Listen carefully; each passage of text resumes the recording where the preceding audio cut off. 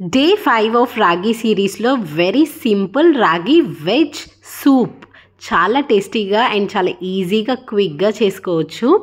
ఎలా చేసుకోవాలో ఇప్పుడు చూసేద్దాం.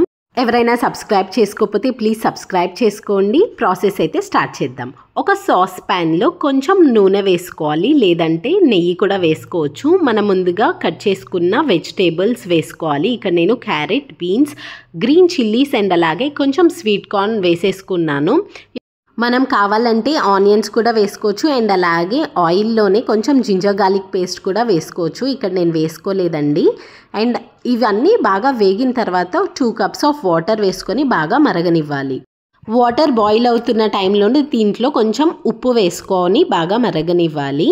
ఇవి మరుగుతూ ఉన్న టైంలో మనం ఒక చిన్న బౌల్లో 1 స్పూన్ ఆఫ్ రాగి వేసుకొని నార్మల్ వాటర్తో బాగా మిక్స్ చేసుకోవాలి.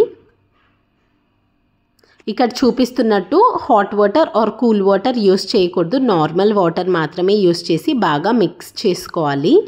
ఇలా బాగా మిక్స్ చేసుకున్న తర్వాత మనకి ఈ సూప్ ఏదైతే ఉందో బాగా మరుగుతున్నాయి కాబట్టి వాటర్ దీంట్లో మరుగుతున్నప్పుడు వేసేసుకొని బాగా ఉంటలు లేకుండా మిక్స్ చేసుకోవాలి.